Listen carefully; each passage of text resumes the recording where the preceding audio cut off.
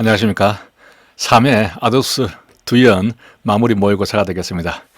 자, 1번부터 보겠습니다. 대륙법계와 영물법계 경찰 개념에 대한 설명으로 바르지 못한 것은 대륙법계에서는 경찰권의 발동 범위와 성질을 중심으로 경찰 활동은 무엇인가? 라는 문제로 경찰 개념이 논의되었다. 경찰 활동은 무엇인가? 활동은 이제 기능과 역할에 대한 부분이죠. 이 경우는 영미법계가 되겠습니다. 자, 영미법계에서는 행정경찰, 사법경찰에 대한 구분이 없었죠.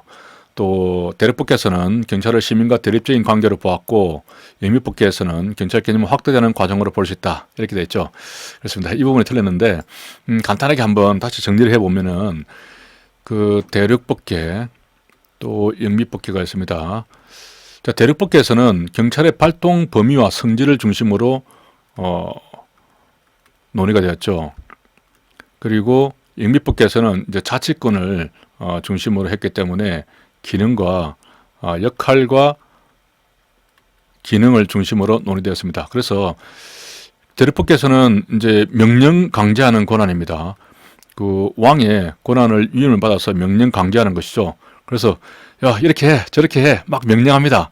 그러니까 시민들이 야 네가 뭔데 나한테 명령하는 거야? 네가 뭔데? 이러죠. 나 경찰이야. 경찰이면 다야? 이러죠. 그래 다지. 나 왕한테서 위임 받았거든. 이렇게 말을 합니다. 이렇게 해서 경찰이 뭐냐? 이렇게 질문을 하기 때문에 경찰은 무엇인가? 이런 질문입니다. 경찰은 무엇인가? 도대체 뭔데 나한테 명령하는 건가? 이렇게 의문을 갖는 것이죠. 영미법계에서는 자치권을 기반으로 했기 때문에 경찰 활동은 무엇인가? 그렇죠. 활동이 무엇인가? 경찰은 무엇을 하는가? 이런 쪽으로 질문이 되는 것입니다. 그리고 기본적으로 영미법계는 이제 낮에는 농간일 하다가 밤에 순찰을 돌고 했기 때문에 경찰이 시민이고 시민이 경찰이었습니다. 이런 개념이었죠. 그래서 만약에 경찰은 무엇인가 하는 질문을 영미법계에다가 해버리면 경찰이 무엇인가? 경찰은 누구인가? 해버리면 야 경찰이 시민이고 시민이 경찰이야. 답이 바로 나와버리죠. 그렇기 때문에 이런 질문은 영미법계에서는 어울리지 않는 겁니다. 대륙법계에서만 되는 것이죠. 근데 이제 그런 내용을 알더라도 이게 좀 헷갈릴 수 있는 질문인데 경찰 활동은 무엇인가? 그렇죠. 그래서 영미가 나오죠. 영미야 자취방에서 역기 들고 뭐하니? 무엇을 하는가? 홈 트레이닝 하겠죠. 홈트합니다. 그리고 행정경찰과 사법경찰에 대한 구분이 없었죠. 도둑놈이 생기면 추적대를 편성해서 바로 잡으러 갔습니다. 그렇기 때문에 구분 없이 수사 업무가 이 경찰 업무에 처음부터 포함되어 있었죠. 수사 구분 없이 술 사줄게 이렇게 기억을 했습니다. 자 그렇게 이제 그래서 대륙법계에서는 대립적인 관계가 되어버렸죠. 자, 보겠습니다. 자 8번 직위 해제에 대해서 적절하지 않은 것은 자, 이번에 그 인천에서 그 사건이 있었죠. 층간소음 관련해서 그때 뭐 관련 우리 직원분들이 또 직위 해제를 당하고 또 징계 처분을 받았습니다. 그래서 혹시라도 약간 뭐 시사성이 있기 때문에 또 이런 문제가 나올까 싶어서 한 번 더 보도록 하겠습니다. 자, 임용권자는 직무수행 능력이 부족하거나 근무 성적이 극히 나쁜 자에 대해서 직위 해제를 하는 경우에 3개월 내에서 대기 명령을 할 수가 있죠. 이때 능력이 부족하거나 이런 경우에는 이제 3개월 범위 내에서 할 수가 있습니다. 그 외에 다른 사유에서는 이렇게 기간에 대한 제한은 없죠. 자, 직위 해제 뭐 사유를 한번 먼저 보고 밑에 한번 볼까요? 그러면 직위 해제 그러면은 무엇을 생각해야 되죠? 해제에서 바로 해체를 생각하죠. 해체. 그래서 사유를 좀 생각하기 쉽습니다. 해체. 뭐가 해체되느냐? 금, 성, 고, 중기가 금성제품이 금성제품에 어떤 중기가 있는데 너무 오래됐어요. 그러면 능력이 부족하겠죠. 능력 부족 혹은 뭐 성적 불량 이런 경우입니다. 이런 경우에는 이제 직위 해체를 할 수가 있죠. 금품이나 성 혹은 등입니다. 등 기타 이런 중요한 내용으로 조사 중입니다. 그래서 이제 뭐 인천 사건 같은 경우도 중요한 내용으로 조사 중이기 때문에 먼저 직위 해제를 한 것이죠. 조사 중. 그리고 이제 고공단에 나옵니다. 고공단의 그 일반적 공무원이죠. 우리하고는 일단 관계가 없지만은 이번 승진시험에 한번 나온 적이 있습니다. 공공단에 대해서 뭐죠? 적격 심사가 요구 중이다. 적격 심사 요구 중. 그 중은 이제 중징계가 요구 중이다. 요구. 그 기는 기소가 된 경우인데 약식 명령은 제외하죠. 약식 명령은 벌금밖에 안 떨어지니까 약식 명령은 제외합니다.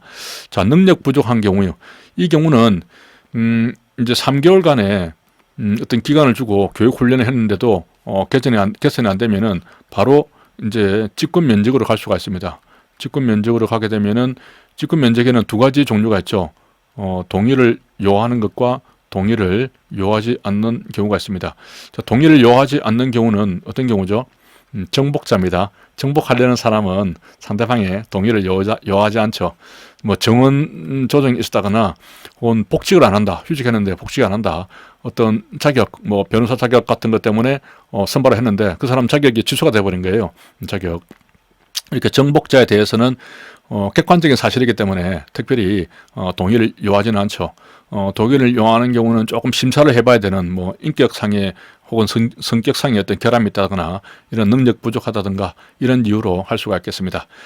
자, 이때 이렇게 직위 해제 사유가 있는데 여기서도 이제 봉급이 좀 중요하죠. 봉급이 이제 이번에 시험에 나왔었는데 뭐 기출 문제 한번 나왔기 때문에 또 나올지 모르겠습니다만은 다 정리를 하면은 봉급이 금성, 금품이나 성 같은 문제 그리고 중기 이런 사유가 되면은 이제 3개월 내에서는 50%를 줍니다. 그죠?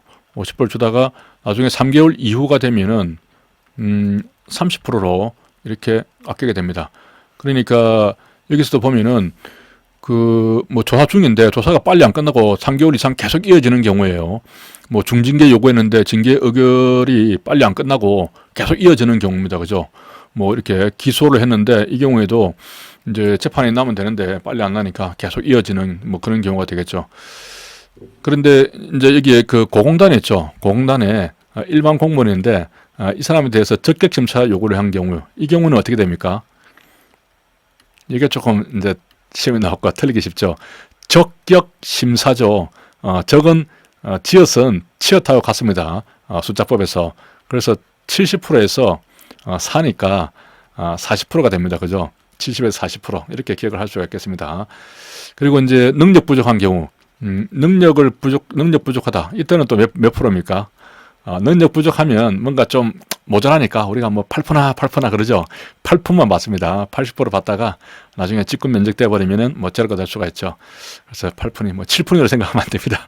8%로 해서 80%로 생각을 할 수가 있죠. 자, 이것하고 관련돼서 뭐 봉급 문제가 나왔으니까 또 하나가 그 봉급 문제가 있더라고요.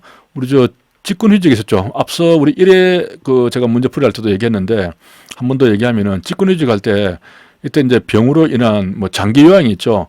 뭐 간단한 짧은 거는 병가 내면 되겠지만 장기 요양이 있습니다. 장기 요양을 하는 경우가 두 가지가 있습니다. 일반적인 이제 내가 아파서 하는 경우가 1+1년이죠. 그리고 공상을 당한 경우에는 3+2년입니다. 그죠? 이번에 국가공무원법에 개정돼서 3+2년이 되죠. 이때 이제 이 공상을 당한 경우는 봉급을 전액을 지급하게 되어 있습니다. 전액을 지급하는데 첫 번째 이 1년에서는 그 봉급을 70% 주죠. 70% 주고 두 번째 1년에서는 50%를 줍니다. 이렇게 되어 있습니다. 그래서 이 본인이 이제 아파서 하는 치료죠. 치료기 때문에 치료하면은 7에서 70% 료에서 5에서 5가 된다. 이렇게 기억을 했습니다. 이거 말고도 또 그 한국사회 보면은 우리 경찰 한국사회 보면은 그 치료하는 소방이 민방위 본부로 이관된 게 75년도죠. 그래서 치료하는 소방이 이관됐다. 그때도 7호를 기억한 바가 있습니다. 이렇게 봉급과 관련해서 두 가지를 좀 기억을 해야 되겠습니다. 자, 계속해서 문제를 풀어보면은 직무 수행 능력이 부족해서 직위 해제를 한 경우에 대기명령 기간 중에 성적 향상이 기대하기 어렵다. 그렇다면 징계의 동의를 얻어서 직권 면제할 수 있죠. 능력 부족하다. 이 경우에는 근무 성적이 극히 나쁜 이유로 봉급의 80%죠. 능력 부족하다. 뭐 8%나 이렇게 80%가 되겠습니다. 8%만 받겠습니다. 그리고 70%가 주는 것은 적격 심사 요구한 경우죠. 파해 강정, 징계 의결이 요구 중인 사유로 직위 해제됐다. 이때는 중징계죠. 중징계로 의결이 요구 중인 경우니까 중징계인 경우에는 봉급의 50%를 주다가 금성중기죠. 이때는 50% 주다가 나중에는 30%로 이렇게 다운이 되겠습니다. 11번 문제 보겠습니다. 행정기본법상의 부관에 대해서 적절하지 않은 것은 부관에는 조, 기, 부, 철, 사가 있죠. 사는 사후부관이 되겠습니다. 이 외에도 등이 있다 이렇게 되기 때문에 우리 기본법상에 보면 더 있을 수는 있습니다. 법률 효과의 뭐 일부 배제라든가 그런 부분들이 있을 수는 있죠. 하지만 수정 부담은 해당되지 않는다. 왜냐하면 새로운 것에 대해서 동의를 하는 부분이기 때문에 뭐 그런 부분이 있습니다. 처분에 재량이 있는 경우에는 이렇게 해도 되고 저렇게 해도 되니까 부관이라는 것은 어떤 것을 제한하는 것이죠. 법률에 부과해서 붙여서 어떤 것을 제한하는 것인데 내가 재량이 있으니까 이렇게 저렇게 제한을 해서 부관을 붙일 수가 있는 겁니다. 만약에 재량이 없다면은 못 붙이겠죠. 하지만 법률에 근거가 있다면은 붙일 수 있습니다. 이런 내용이 이제 우리 기본법상에 규정이 되어 있습니다. 사정이 변경되었더라도 법률의 근거나 당사자에게 동의가 없는 경우에는 부관을 새로 붙이거나 종전의 부관을 변경할 수 없다. 이 부분이 이제 사후 부관이 되는 것이죠. 사후 부관의 요건은 어떻게 됩니까? 사후 부관이니까 사후 부검으로 좀 생각을 하라고 했습니다. 사후 부검. 그러면은 변사체를 부검하니까 법 동사죠. 법 동사. 법률 변경이 있거나 동의가 있거나 사정이 변경된 경우입니다. 그러니까 사정이 변경되었더라도 법률의 근거나 당사자의 동의가 없는 경우에는 이 말이 틀렸죠. 이 세 개 중에서 어떤 거든 하나만 있으면은 사후 부관을 붙일 수가 있습니다. 그래서 이렇게 나오면 틀린 말이 되는 것이죠. 자, 이게 나오면은 또 따라서 연관해서 기억해야 될 게 철회가 있죠. 철회. 철회는 철회입니다. 철회. 무슨 철회? 공사철회. 그렇죠. 법 공사철회. 법률의 변경이 있다거나 공익을 위한다거나 혹은 사정 변경이 있는 경우에는 장래를 향해서 철회할 수 있습니다. 부관은 목적에 위배되지 않고 또 실질적인 관련이 있고 목적을 달성하기 위한 필요 최소한 범위 내에서 요구한다. 부관의 요건이죠. 요건은 목연필입니다. 그죠? 목련이 필 때 뭐 이렇게 기억할 수도 있고 혹은 이제 나무로 만든 목연필을 이제 부관이 들고 다니겠죠. 목연필. 목적에 부합해야 되고 연관성인데 연관성은 실질적입니다. 제가 채용 대비해서 이렇게 문제를 풀이를 해보니까 틀린 지문으로 실질적인 것 대신 뭐 형식적인 뭐 이런 게 말이 틀린 지문 나오더라고요. 이러면 안 되죠. 실질적인 관련이 있어야 됩니다. 연관성. 그리고 필요성이 있어야 되는 것이죠. 필요 최소한의 범위 내에서 해야 됩니다.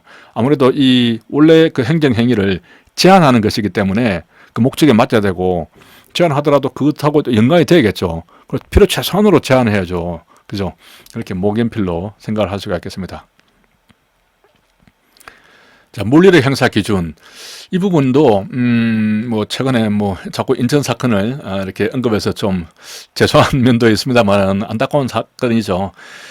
그 사건에서도 보면 이제 물리력 행사의 기준과 관련해서 또 언론에서 많이 얘기가 됐습니다. 그래서 이 부분도 약간 시사성이 있다 이렇게 좀 볼 수가 있겠습니다. 이때 이제 적극적 저항을 할 때 경찰관이 대항할 수 있는 수단이 아닌 것은 목을 압박해서 제압하거나 관절을 꺾는다. 자, 이런 부분 나오면 좀 어렵죠, 그죠? 그 넘꺾조입니다. 적극적 저항에 대해서 대항해서 넘꺾죠. 꺾죠. 너무 때리거나 꺾거나 조르기를 할 수 있고 또 분사기를 사용할 수 있기 때문에 가격은 때리는 거죠. 이 때리는 것은 상대방이 그 폭력적으로 공격할 때 그때 때릴 수가 있습니다. 폭력적 공격은 이제 상대방이 그 주먹이나 발 같은 것을 이용해서 그 공집 방어를 하는 그런 경우거든요. 이럴 때는 이제 뭐 손바닥으로 가격하거나 경찰봉으로도 가격을 할 수 있는 것이죠. 자, 이걸 조금 더 한번 전체적으로 정리를 해보겠습니다. 이게 충분히 나올 수가 있는 문제입니다. 자, 순서대로 하면은 이제 순서죠. 순서적 폭치입니다. 그리고 허접이죠. 협접인데 허접, 저중고 이렇게 기억을 할 수가 있죠. 수는 이제 수능이죠. 수능이고 소극적 저항이고 적극적 저항이고 폭력적인 공격입니다. 또 치명적인 공격이죠. 이거는 협조적 통제이고 접촉 통제가 되는 것이고 저위험 물리력이 되겠습니다. 이렇게 대비가 되는데 여기서 이제 이 기억에 암기의 기준을 만들어야 되거든요. 암기의 기준은 이 폭력적 공격입니다. 상대방이 폭력을 쓰는 거예요. 말 그대로 폭력. 폭력을 쓰니까 주먹이나 발 같은 것으로 폭력을 쓰는 거예요. 이게 폭력을 쓸 때는 어떻게 할 수 있다? 우리도 때릴 수 있다. 가격할 수 있다, 때릴 수 있다.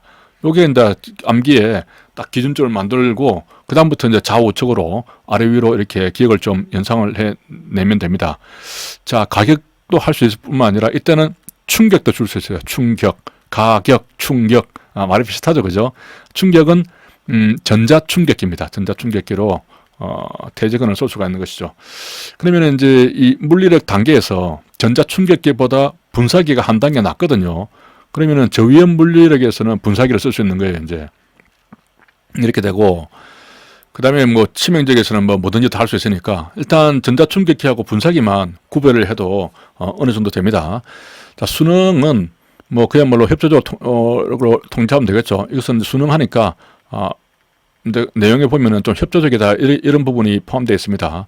소극적인 것은 소극적으로 이제 비협조적입니다. 비협조적이고 적극적인 것은 이때부터 이제 사실은 공지방에 들어가거든요. 공지방에 들어가지만 그 이제 주무기는 발로서 공지방 하는 게 아니라 우리가 붙잡았는데 뭐 손을 뿌리친다든지 그런 정도로 공지방 하는 경우입니다. 이때는 이제 마찬가지로 공지방이죠. 공지방이지만 주먹이를 발로서 공격을 폭력적으로 공격하는 겁니다. 폭력. 이때는 이제 가격 충격을 할 수 있는 것이죠. 그래서 여기 적극적 저항에 있어서 저위험 물리력을 사용할 때 이제 분사기를 사용하셨는데 일단 때릴 수 있잖아요. 중위험에서는 때릴 수 있는데 이때는 뭘 할 수 있냐면은 너무 꺾죠. 너무 때리거나 꺾거나 조르기를 할 수 있습니다. 너무 꺾죠. 너무 꺾죠를 이때 할 수 있다. 이렇게 좀 이 기억을 하면 되겠습니다. 요 두 가지만 잘 구별을 하면 되거든요. 나머지는 구분하기가 그렇게 어렵지 않는데 요 두 가지가 좀 헷갈리게 되어 있습니다. 동기부여 이론, 사기 이론에 대해서 적절하지 못한 것은 마슬로의 욕구 계층 이론은 충분한 휴식을 취하지 못해서 생리적 욕구가 강함에도 존경의 욕구 충족을 위해서 열심히 일하는 경우를 설명하기에 적합하지 않죠. 마슬로우는 슬로우 천천히입니다. 천천히 가기 때문에 이게 그 생안 사존자죠. 생안 사존자인데 슬로우 하지만은 항상 이 단계별로 움직입니다. 단계별로. 이 사람의 주장은 이 낮은 욕구가 충족이 되면 그 다음으로 이동이 되고 그 다음으로 이동이 된다는 겁니다. 근데 이게 혹시 좌절이 되더라도 뒤로 백은 안 된다는 거죠. 이 사람은 항상 슬로우 하지만은 단계별로 앞으로만 계속 나간다 이런 주장이 있고 그리고 이 아래 단계 이 생리적 욕구가 충족이 안 됐는데 바로 이렇게 점프를 한다든지 이런 경우도 있을 수가 없다는 거예요. 이 사람 주장은 항상 이 단계를 거쳐야 그 다음 단계로 가는 그야말로 슬로우한 단계로 마슬로우한 단계로 이동이 된다 하는 이론이기 때문에 휴식을 취하고 싶은데 존경의 욕구를 위해서 노력한 경우를 설명할 수 없다 이런 비판이 있습니다. 경찰관에 대한 공정하고 합리적인 승진 제도를 마련하고 자, 이 부분은 제가 이제 잘못 출제된 부분이죠. 그래서 이 부분은 지우도록 하겠습니다. 이 부분 딱 지우고 읽으면 말이 됩니다. 경찰관에 대한 권한의 위임과 참여를 확대하는 것은 마슬로의 존경의 욕구를 충족시키기 위한 방안에 해당된다. 맞죠? 네, 이렇게 해서 맞는 지문으로 이렇게 만들어주면 되겠습니다. 안 그러면 복수 정답이 되어버리기 때문에 이 단계별로 딱 있죠. 생리적 욕구에서는 뭐 생리 월차 이렇게 씁니다. 월급을 받는 것, 그죠? 그 차는 휴가니까 휴가 가는 것. 그리고 안전은 연신 강조한다. 연금을 받는다든가 신분 보장이 되는 것을 말하죠. 그래서 안전은 연신 강조하고 또 사회적 욕구는 사가 나오니까 사고 인간이죠. 사고 인간 고청 처리한다든지 인사에 대한 부분 혹은 인간관계 이런 부분이 이제 사회적인 욕구가 되겠습니다. 존경의 욕구는 참재상임이죠. 참재상에 대해서는 존경을 해야죠. 참재상인. 그래서 참여한다든지 제안, 포상 혹은 위임이 되겠습니다. 그리고 자기 실현의 욕구에 있어서는 자기 승단이죠. 승진한다든지 공무원 단체에 들어가서 어떤 자기 주장을 관철시키는 그런 부분이 되겠습니다. 여기 이제 공무원 단체가 자기 실현의 욕구에 들어간다는 부분을 좀 기억을 해야 되고요. 자, 허즈버그의 동기위생 이론에 따르면 동기만족 또 위생 불만족 요인은 상호 독립적이죠. 그렇기 때문에 위생 요원이 충족되어도 생산성 향상에 연결되지 않는다고 보았다. 이 부분은 맞습니다. 예를 들면 어떤 회사에 그 화장실이 상당히 불결해서 불만족스럽습니다. 위생 불만족 요인이죠. 그래서 그 화장실을 깨끗하게 청결하게 바꿔주었다고 해서 그것이 바로 생산성 향상에 연결되지는 않는다고 본 것이죠. 생산성 향상을 위해서는 이 동기만족 요인을 건드려줘야지 불만족 요인을 해소시켜 준다고 해서 그게 동기만족 요인으로 연결되는 것은 아니다, 이렇게 보았습니다. 맥그리거의 XY 이론에 따르면, 자, X론이죠. 인간은 근본적 업무에 대해서 의욕을 가지고 있지 않다. 그렇기 때문에 금전적 보상과 포상제도를 강화해야 한다라고 보았습니다. 이것도 조금 헷갈릴 수가 있는 부분입니다. X이론, Y이론은 기본적으로 인간을 타율적으로 봤죠. 타율적이고, Y이론은 인간을 자율적으로 봤습니다. 그래서 타율적이기 때문에 관리하기 위해서는 당근과 채찍으로 관리해야 된다 하는 겁니다. 그래서 이쪽에 당근이 되는 것이죠. 이게 금전적인 보상을 해주고 포상하는 것도 당근이 되는 겁니다. 당근이죠. 이걸 어떤 포상해 주는 것을 Y이론 척으로 이렇게 보면은 안 되는 겁니다. Y이론은 인간은 원래 자율적이기 때문에 참여라든가 어떤 민주적인 리더십을 통해 가지고 이끌어 나간다는 것이지, 어떤 외부적인 요소 포상을 해줄 테니까 잘해봐라, 이렇게, 그것은 결과적으로 그 타율적인 존재로 바라보는 것이거든요. 포상이라든가 보상을 해주는 것은 X 이론적 측면이다 하는 부분을 이렇게 확인하면 되겠습니다. 자, 국가재정법 상의 경찰 예산의 편성 과정에 대한 설명으로 잘못된 것은, 청장은 매년 1월 31일까지 다음 회계연도부터 5회계연도 이상의 기간 동안에 신규, 그리고 기재부 장관이 정하는 주요 계속 사업에 대한 중기 사업 계획서를 제출해야 한다. 자, 이 부분에서는 상당히 좀 어려운 문제인데, 다음 회계연도가 아니고 해당 회계연도부터입니다. 이 부분은,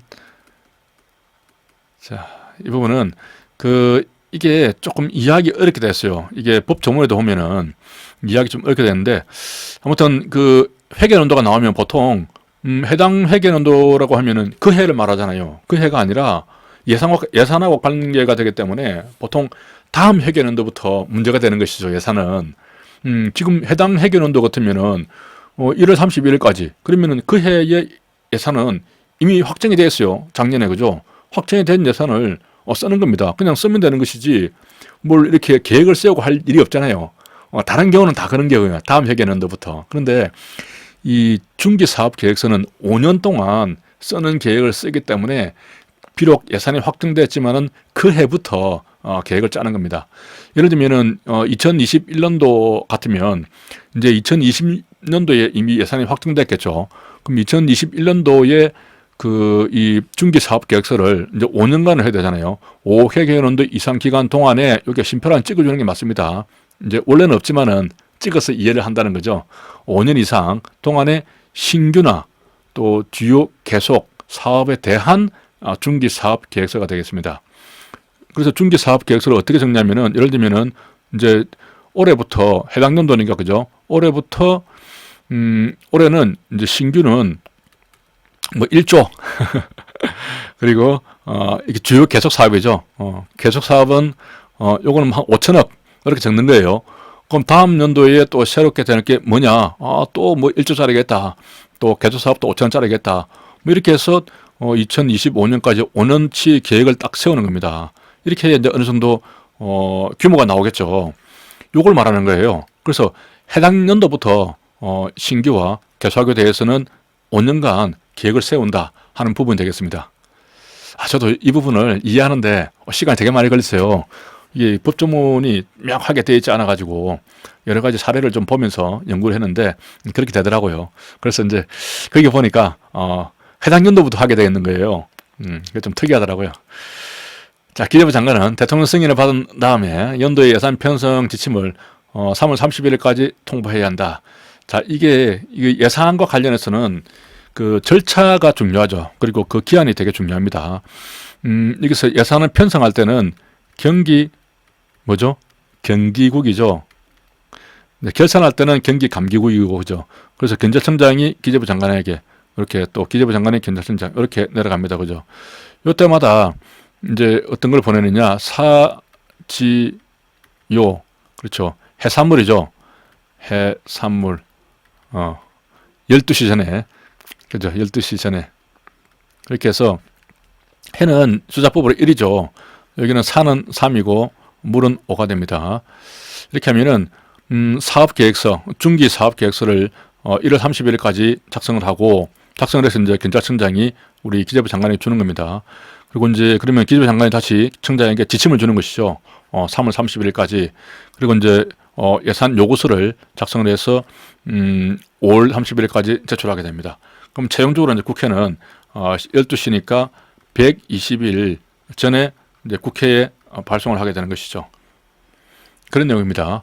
그렇게 되면 이제 이 3월 30일까지 각 조항 예산은 평선 지침이죠. 지침은 사지요가 되니까 기재부 장관이 경찰청장에게 3월 31일까지 지침을 준다. 맞는 말이죠.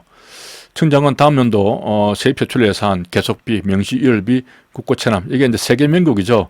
이게 이제 좀 뭐 잘 모르겠지만 하여튼 이렇게 뭐 그런 게 들어 있습니다. 그러니까 세계 명곡이죠.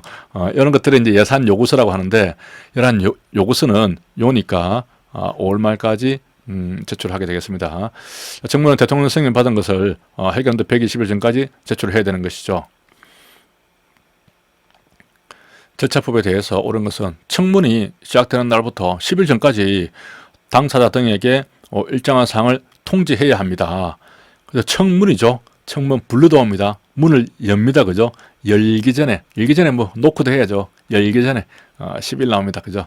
열심히 일한 당신 떠나라. 뭐 이런 것도 있고, 또 장관이 열일을 요구하네. 또 그래서 치네. 뭐 그때 열도 있고, 열이 뭐 몇 번 나오죠. 그 정보공개 청구할 때도 10 플러스 10이죠. 그럴 때도 10일이 나오고요. 뭐 또 징계위원 할 때도 징괴심이 있죠. 관부에 게재하면은 또 10일 이후에 효력이 발생합니다. 10일짜리가 또 생각을 하니까 계속 또 오르네요. 하여튼 10일짜리가 많이 있습니다. 그죠? 그렇게 통제해야 되고, 자, 그리고 입법 예고 기간은 특별한 사정이 있으면 20일 이상으로 한다. 입법 예고 나왔으니까 예고는 40일이 되겠습니다. 40. 자, 이 입법 예고 할 때 예고죠. 예에서 아야 어여 하면은 네 번째 나옵니다. 그죠? 그래서 예가 나오면은 숫자법으로 네 번째이기 때문에 기본적으로 40일이 되고, 다만 이제 자치 법규에 대해서는 어떻게 된다? 이게 이제 20일짜리가 되는 것이죠. 이것하고 좀 대비해야 될 것이 행정예고가 있습니다. 행정예고.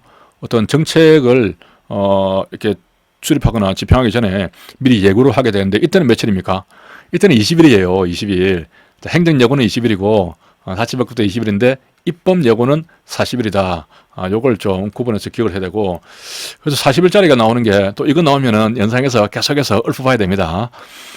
이게 나오는 게 이제 뭐가 있냐면은 후임자 보충 발령, 후임자 보충 발령 유임제도랑 유예제도가 있죠. 이때도 이제 유예가 나옵니다. 예가 나오기 때문에 40일이다 이렇게 기억을 할 수 있죠. 이거는 우리 경찰 공무원에게는 적용되지 않는데, 뭐 파면이나 해임을 당했을 경우에 그 사람이 그 소총에서 다시 살아나서 돌아올 수도 있잖아요. 근데 돌아왔을 때 자기 자리에 후임자가 근무하고 있으면 자기는 또 다른 데 가야 되니까 40일 동안은 보충 발령을 안 냅니다. 그게 이제 유예 제도가 되겠습니다. 그리고 40일짜리 하나 더 있습니다. 뭐죠? 임시 운전 증명서죠. 이것은 우리 경찰서장이 이제 낼 수가 있는데, 이 경찰서장이 할 때 이것도 좀 그렇습니다. 여기 법에 보면은 뭐라고 되어 있냐면은, 기본적으로 그 시도청장은 이렇게 됐습니다. 시도청장은 행안부, 그죠? 행안부령이 정하는 바에 따라서 임시 운전 증명서를 발급한다 이렇게 됐습니다. 그래서 마치 시도청장이 발급하는 것처럼 되어 있어요. 근데 행안부령이 정하는 바에 따라서 발급한다고 되어 있는데, 여기 가보면은 경찰서장이 되어 있는 거예요.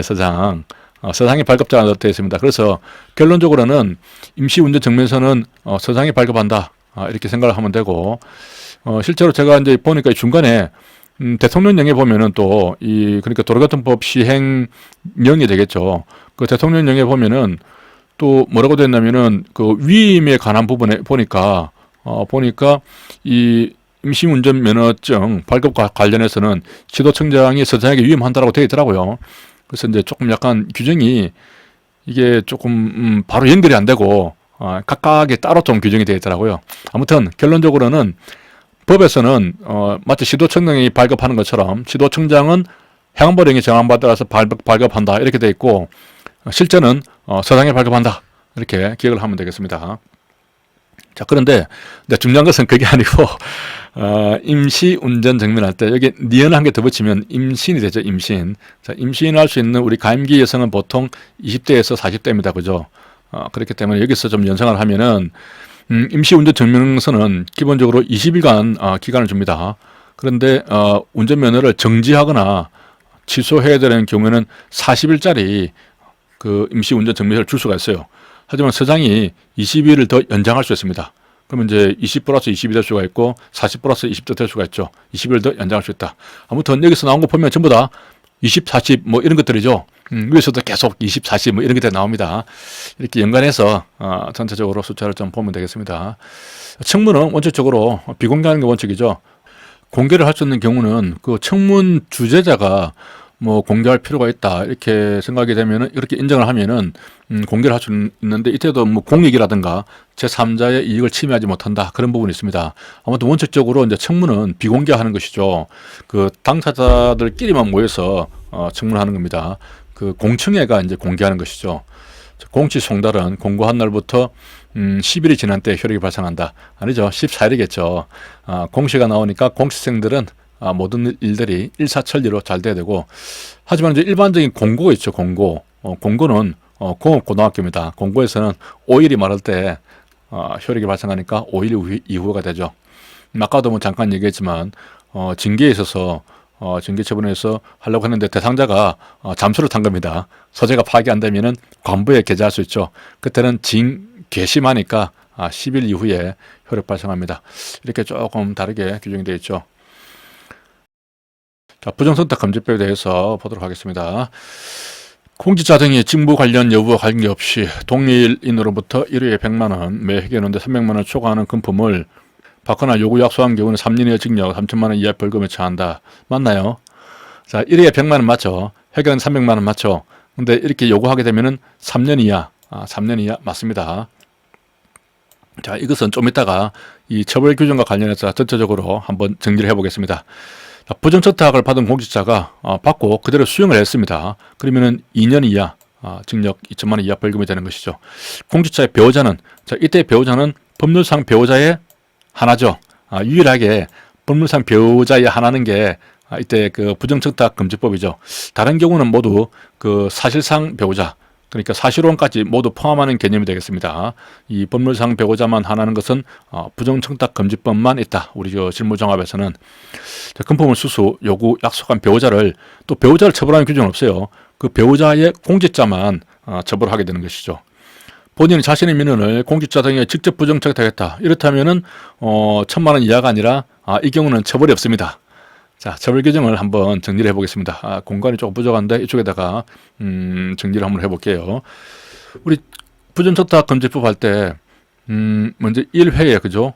100만 원짜리가 있고, 그리고 연 300만 원이죠. 그래서 이것을 이제 초과하는 경우가 있습니다. 이제 그 이하가 되는 경우가 있고, 이때에 직무와 관련된다. 그러면은 과태료죠. 과태료 처음에는 2인에서 500까지 부여가 됩니다. 그런데 직무하고 관계가 없다. 그러면은 이제 아무런 처벌사항이 없는 거죠. 하지만 이걸 초과를 해버렸다. 초과를 해버리면 직무하고 관계되든지 안 되든지 어떻게 됩니까? 3년 이하 징역이 되는 것이죠. 이제 벌금은 당연히 3천만 원이 될 것이고, 이렇게 됩니다. 자, 만약에 대가성이 있다, 대가성. 대가성은 이제 어떤 그 돈을 받고 그 일을 해주는 것이죠. 대가성이 있다면은 뭐 10원이라도 받으면 안 되는 것이죠. 일단은 이제 형법상의 뭐 뇌물죄로 갈 수 있고, 한 2천만 원 이상 되면은 이제 금액이 크니까 그 경우는 특별법인 특가법으로 또 처벌이 됩니다. 이렇게 되는 것이죠. 자, 이것 말고 또 하나가 이제 방금 같은 그 과태료 처분이 있는데요. 과태료 처분을 보면은, 자, 과태료 처분은 먼저 그 강의 같은 거를 하고 받는 그 사례금 있죠, 사례금. 사례금에 대해서, 초과 사례금에 대해서 신고를 해야 되죠. 초과 사례금은 신고를 하고 또 반환을 해야 됩니다. 반환을 해야 되는데 신고를 안 했다. 그럴 때는 이제 미신고, 미반환이 되겠죠. 이때는 과태료가 500만 원이죠. 미입니다. 500만 원이 되고, 그리고 부정청탁을 하는 경우에 이런 부분이 있습니다. 제3자를 통하여 부정청탁을 하는 거예요. 그런 경우에는 이제 과태료가 1,000만 원이다. 그리고 제3자를 위하여 하는 경우에는 또 나눠집니다. 일반인이 제3자를 위해서 만약에 부정청탁을 한다. 그러면은 2천만 원 과태료고, 공직자가 만약에 그렇게 하면은 3천만 원이 되는 거죠. 3천만 원 과태료. 이렇게 또 과태료 규정이 있어요. 우선 두 문자로 기억을 해보면은 그 미신고 미반환은 미미죠. 미미고 통하여 그리고 일반인 공직자 통일공 이렇게 1, 2, 3이 되는 겁니다. 이 경우는 좀 그림을 그려서 하면은 A가 B에게 부정청탁을 좀 요구를 하죠. 그래서 이제 A 입장에서 볼 때는 B를 통해서 요청하는 겁니다. 그러니까 C가 이제 공직자인데 이 사람에게 부정청탁하는 거죠. 그러면 A는 B를 통하여 하는 거죠. 통하여 하는 경우입니다. 그랬을 때 A는 1,000만 원 과태료만 떨어진다는 거예요. 근데 이 B는 이제 A를 위해서 하는 거죠. B는 A를 위해서 합니다. 위해서 하는데 이 경우에는 이 B가 일반인인 경우에는 이제 과태료가 2천만 원이 떨어지고, 만약에 이 사람이 공직자다 이거죠. B가 공직자면은 3천만 원이 과태료 떨어지는데, 그 A가 이런 B를 통하지 않고 다이렉트로 C에게 어떤 요구를 했단 말이죠. 부정청탁을 했단 말이죠. 그러면은 A는 처벌이 어떻게 된다? 없다. A는 처벌 없다. C는 이제 이런 부정청탁을 받고 만약에 그걸 수행을 해버렸어요. 수행을 하면은 2년 이하 징역이 되거든요. 이것도 참 형벌이 있으니까 형벌도 좀 정리를 하면은, 형벌은 어떤 신고를 방해하도록 한다든지 혹은 취소를 하게 강요를 하면은 일단은 1년 이하 징역입니다. 신이죠. 그다음에 부정청탁을 받고 그걸 수행을 해버립니다. 그러면은 2년이 됩니다. 2년 이하 징역이 되고, 그리고 방금 금품수수 있었죠. 금품수수를 받게 되면은 초과 금품이죠. 금액을 초과한 경우에 금품수수를 하게 되면은 3년 이하 징역이 됩니다. 이렇게 신부금해서 1, 2, 3이 되죠. 1, 2, 3 이렇게 됩니다. 그래서 부정청탁을 받고 수행을 하면은 2년 이하 징역이거든요. 이 경우입니다. 그래서 A는 만약에 자기 민원을 다이렉트로 이렇게 요구를 해버리면 A는 아무런 처벌을 안 받는데, 그걸 받아서 수행을 해버리면 수행한 공무원만 2년 이하 징역 이렇게 되는 것이죠.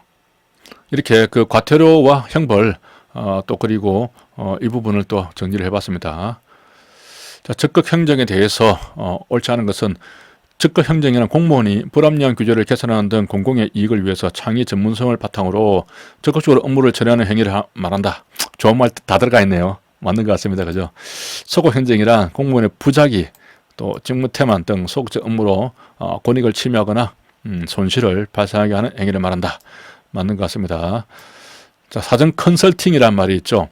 컨설팅 이런 게 우리 법 조문에는 잘 안 들어가는데 이게 있더라고요. 사전 컨설팅을 한다.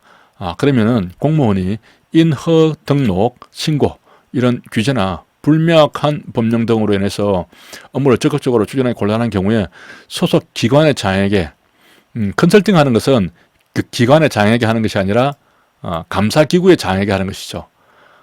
감사기구의 장에게 컨설팅하는 겁니다. 자, 그리고 그 외에도 그 적극행정위원회라고 있죠. 적극행정위원회에다가 의견을 요청할 수 있는데, 그렇게 적극행정위원회나 혹은 감사기구의 장에게 만약에 컨설팅을 했다면은 일단은 그 면책 요건이 있는 것으로 추정한다 하는 부분이 있죠. 공무원이 사전 컨설팅 의견대로 업무를 처리한 경우에, 여기 나오네요. 면책 요건을 충족한 것으로 추정한다 이렇게 봅니다.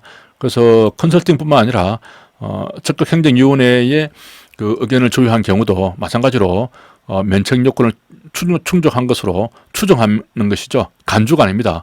추정은 어떤 사실관계에 대해서 추정하는 것이죠. 그래서 반대되는 반증이 있으면 뒤집어 줄 수 있는데, 만약에 간주를 했다 그러면은 단순한 사실관계로 뒤집어 줄 수 있는 게 아니라 최소한 법원까지는 가서 법원에서 결정해놔야 뒤집어 줄 수가 있는 거죠. 그래서 간주가 더욱더 강하죠. 자, 공무원과 대상 업무 사이에는 사적인 이해관계가 없어야 되죠. 있거나 사전 컨설팅하는데 필요한 정보를 제공하지 않았다 하는 경우에는 이렇게 추정하지 않는다 하는 부분이 되겠습니다. 이런 적극 행정과 관련해서는 이번에 그 실무조합에 새로 들어왔기 때문에 새로 들어온 부분에 대해서는 출제가 될 가능성이 많아요. 새로 들어온 부분이 몇 개가 있죠. 이 적극 행정이라든가 행정기본법 이런 것들입니다. 그런 것들은 아마 분명히 시험 문제 나올 거예요. 그래서 좀 잘 봐둘 필요가 있습니다. 자, 계속해서 집시법, 질서유지선. 관서장이 질서유지선을 설정을 했다. 주체자 또는 질서유지인에게, 질서유지인이 아니죠. 연락 책임자가 되겠습니다. 연락 책임자에게 서면을 알려야 하는 것이죠. 질서유지인은 현장에서만 나오는 인물이거든요. 그렇기 때문에 사전에 서면으로 알려야 되는데 서면으로 받을 수 있는 위치에 있지 않습니다. 따라서 질서유지인은 질서유지선에 대한 이 서면을 받을 수가 없다. 이렇게 기억을 할 수가 있죠. 자, 질서유지선은 띠, 방책, 차선 등 경계 표지를 이용하거나 경찰관들 줄지어 서는 방법, 경찰관들 줄지어 서는 방법은 안 됩니다. 이게 판례가 있었는데 질서유지선이라는 것은 물건이 그죠? 물건에 대해서 가능한데 지금 사람이 이렇게 하는 것은 이것은 안 된다. 이런 판례가 있습니다. 자, 모든 집회에 설치된 질서유지선을 상당 시간 침범, 손괴, 은닉, 이동, 제거하거나 그 밖의 방법으로 효용을 했었다. 6개월 이하 징역, 처벌은 6개월 이하 징역에 50만 원 이하 벌금. 이 50만 원이죠. 보통은 이제 1년 이하 징역에 1,000만 원이기 때문에 6개월 이하면 500만 원이 돼야 되는데 옛날 기준이죠. 그래서 50만 원 이하의 벌금가에 처한다. 요 밑에 거는 맞는데 여기서는 이제 모든 집회가 아닙니다. 자, 질서유지선은 우리가 통상적으로 모든 집회 다 치거든요. 우리 현장에 나가보면은 질서유지선이 안 쳐진 집회가 없어요. 다 쳐요, 일단은. 치는데, 위에서 봤듯이, 이제 우리 집시법에서 문제가 되는 질서유지선은 서면으로 미리 알려야 되거든요. 그러니까 집회 그 신고가 있어야겠죠. 신고가 있어야, 그래야, 집회가 있구나. 요것을 받고 이제 서면으로 알릴 수가 있습니다. 근데 뭐 미신고라든가 미신고 집회에서는 어떻게 신고 자체를 안 받으니까 질서유지선을 칠 수가 없는 거예요. 원칙적으로는. 그렇잖아요. 뭐 불법 집회도 마찬가지일 테고, 그죠? 원칙적으로는 될 수가 없는 거예요, 이게. 사전에 이제 신고를 받은 집회에 한해서 받았으니까 또 사전에 서면으로 이렇게 설치합니다 하고 이제 알리는 것, 그것만 집시법상에서 질서유지선을 보는 거예요. 그래서 이 질서유지선을 침범을 하면은 그때 6개월 이하 징역이나 뭐 50만 원 이하의 벌금에 들어가는, 처벌이 들어가는 그런 질서유지선이 되는 것이고, 근데 사실상 모든 집회는 우리가 그 질서유지선을 치죠. 치기 때문에 이때의 질서유지선은 우리 경지법상에서 질서유지를 위해서 하는 그런 개념으로 이해가 됩니다. 경지법이다, 그죠? 그렇기 때문에 이 질서유지선을 침범하더라도 다른 또 법률에 의해서 위반이 될 소지는 있을지 몰라도 적어도 집시법상에서 처벌하는 그런 것은 안 되는 것이죠. 이런 집회에서는 이제 경지법상에서 설치를 했기 때문에 집시법상에 설치가 된 질서유지선이 아니기 때문에 침범하더라도 집시법상에서 이렇게 처벌을 할 수는 없다 하는 부분이 되겠습니다. 이게 좀 헷갈리는 부분이죠. 미신고 집회에서는 질서유지선을 하더라도 처벌하지 않는다 하는 부분인데, 이게 좀 헷갈리는 게 그 확성기 사용이 있죠. 확성기 사용은 이 경우는 미신고 집회라도 일단은 집회에 해당되잖아요, 그죠? 뭐 종교라든가 뭐 학술, 예술 이런 부분에서는 신고 안 하고 집회할 수도 있잖아요. 그런 경우에도 집회는 해당되기 때문에 소음 기준이, 확성기 사용 기준이 적용이 됩니다. 이때는 요거가 좀 헷갈리면 안 돼요. 적용이 되고 질서유지선은 적용이 안 된다 이렇게 보는 거죠. 다만 이제 이 확성기 경우도 1인 시위에 대해서는 그 스피커 엄청나게 크게 틀어놓고 있잖아요. 1인 시위에 대해서는 집회가 아니기 때문에 이 경우는 또 확성기 규정이 적용되지 않는다 하는 거죠. 그런 부분이 조금 헷갈리게 되어 있습니다. 임시 횡단보도를 설치하기 위해서 설정할 수 있다. 여기 맞는 말이죠. 자, 운전면허 취소하고 응시 결격 기간에 대해서 틀린 것은, 자, 무면허 운전으로 사람을 사상했다. 그러면은 구조치 없이 도주했다. 그러면은 임피도주죠. 임피도주 플러스 무면허 운전이니까 그러면 5년 되겠습니다. 임피도주가 원래 임피도주 사악하는 이렇게 4년이 되죠. 플러스 무면허 운전이 1년이 되니까 5년이 됩니다. 음주 운전으로 이해, 음주 1년이 되고 플러스 2회란 말이 들어가면 또 1년이 되죠. 플러스 사고가 되니까 1이 됩니다. 그러면은 3년이 되죠. 4가 아닙니다. 자동차 등을 이용해서 범죄했다. 차이범이죠. 차이범은 기본적으로 1년인데 무면허 운전을 하게 되면 이것도 1년짜리죠. 하지만 예외적으로 이 경우만 3년이 된다고 했습니다. 3년짜리죠. 맞는 내용이고, 그 다음에 무면허로 음주운전하다가 무면허 음주운전 교통사고 냈다. 그렇다면은 어떻게 됩니까? 음주가 1년이고 사고가 1년이죠. 그런데 무면허도 1년이잖아요. 근데 무면허 운전하면서 음주운전하면 한 번의 행위로 두 개의 행위를 한 행위가 되어서 상산적 경합범이 되어서 이 무면허 운전이 흡수된다고 했습니다. 이게 좀 또 다른 거죠. 흡수가 되죠. 그러니까 무면허 플러스 음주나 뭐 공동위험 행위를 했다.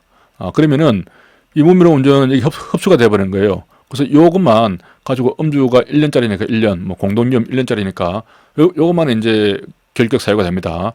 근데 사고를 했으니까 1 플러스 1이 되니까 2년이 되는 거죠. 방금 계산한 것은 그 아두스 숫자법으로 계산한 겁니다. 이게 이제 원래 그 도로교통법에 보면은 다 규정이 되어 있는데 그 너무 복잡하고 많아요. 그 전체 다 암기 못하죠. 그렇기 때문에 숫자법으로 계산한 방법을 제가 말씀을 드렸는데 한번 정리를 해보겠습니다. 이 운전면허가 취소가 되더라도 바로 즉시 할 수 있는 경우가 즉승검사죠. 즉승검사 안 받아서 취소되면은 새로 받고 바로 받으면 됩니다. 자, 6개월내로 할 수 있는 경우는 원자면허죠. 원자면허인데 이 경우도 모든 경우에 가능한 게 아니라 1년 결격 사유로, 그 사유가 있죠. 1년 결격 사유로 취소된 경우, 면허가 취소된 경우, 그때는 6개월만 지나면 이 운동기 장치 자전거 면허는 따게 해준다는 겁니다. 근데 이때 이제 대신에 공동 위험 행위로 한 경우는 제외되죠. 다시 말하면은, 자, 1년짜리부터 보겠습니다. 1년짜리 보면은 무음공약이죠. 무면허 음주, 공동위험, 약물 운전, 그리고 차이범, 자동차 이용 범죄한 경우입니다. 이런 경우가 이제 1년짜리인데, 예를 들면 음주운전해서 면허가 취소됐어요. 그러면 1년 동안 면허를 못 받죠. 결격 사유입니다. 그런데 6개월이 지나면은 원자 면허는 딸 수 있는 거예요. 그래서 오토바이 타고 출퇴근할 수 있는 겁니다. 그렇게 되는 거죠.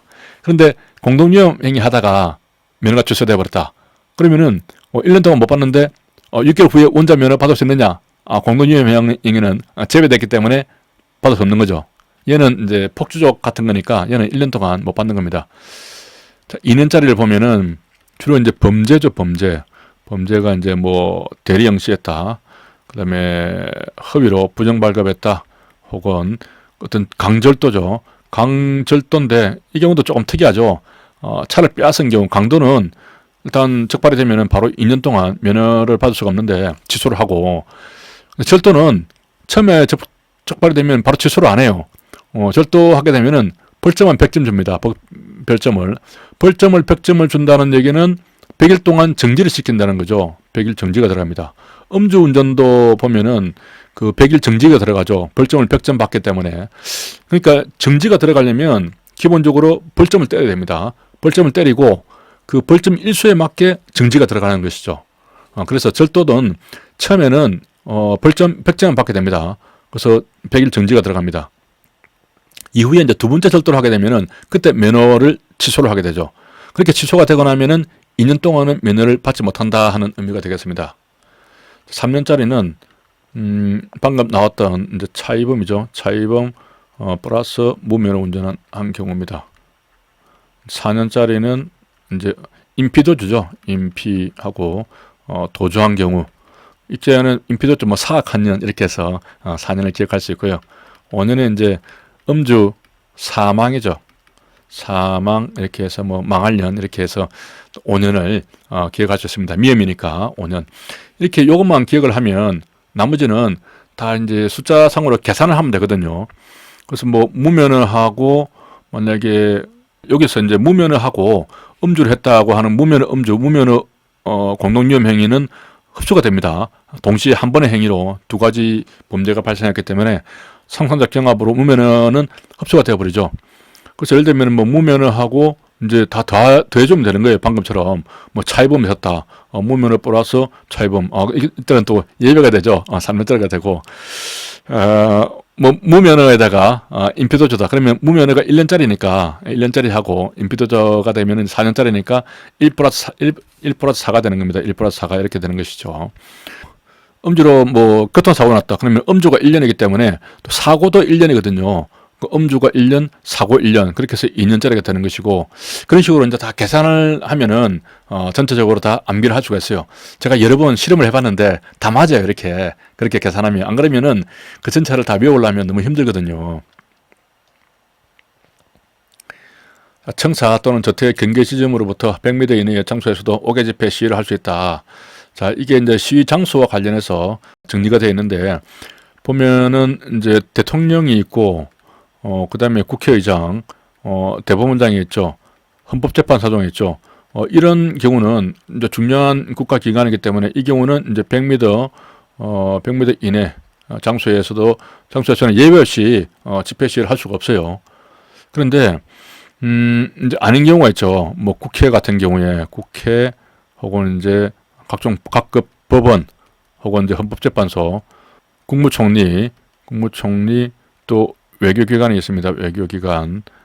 이런 경우에는 이제 상당히 허용을 많이 해주는데, 첫 번째가 기능이나 그 안녕에 침해가 없는 경우, 그리고 뭐 대규모로 확산 우려가 없다. 이런 경우에는 항상 그 100m 이내에서도 집회를 할 수 있는 거예요. 그리고 여기에 플러스가 되는 게 또 있어요. 자, 이거는 공통적으로 모두가 다 이런 경우에는 100m 이내에서도 집회를 할 수 있다 이렇게 됩니다. 그런데 이제 국회인 경우에는 여기 플러스 그 활동에 지장을 주지 않는 경우 활동이고, 법원은 뭐라고 됐냐면은 그 법원의 독립성이라든가 재판에 영향을 주지 않는 경우 이렇게 돼 있죠.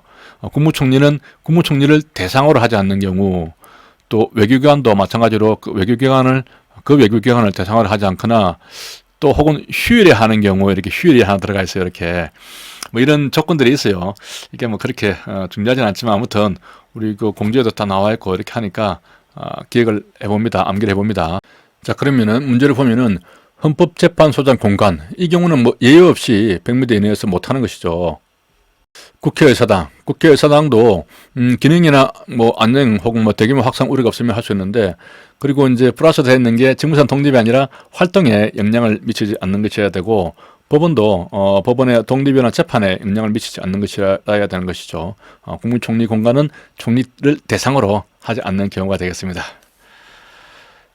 자, 다음 문제 보겠습니다. 40번 임의적 인도 거절 사유는 모두 몇 개인가? 인도 거절 사유가 나오면 이제 기본적으로 한번 또 정리를 해봐야 되는데, 이제 절대적 인도 거절 사유가 있고 임의적이 있는데, 일단 절대적 거절 사유만 잘 기억을 하면 대부분 다 곤란할 수 있더라고요. 자, 절대적 거절 사유는 차이 나게 제시하는 거죠. 물건을 파는데 상대편에서 너무 차이 나게 가격을 제시하면 절대적으로 물건을 인도할 수 없습니다. 차별하는 경우, 인도했는데 차별 우려가 있다. 그리고 그 범죄가 있었다고 볼 만한 이유가 없다. 우리 지금 나라에서 재판 진행 중이다. 보니까 시효가 소멸됐네. 시효가 소멸됐다. 이렇게 차이 나게 제시하면은 절대적 거절 사유가 되는 것이죠.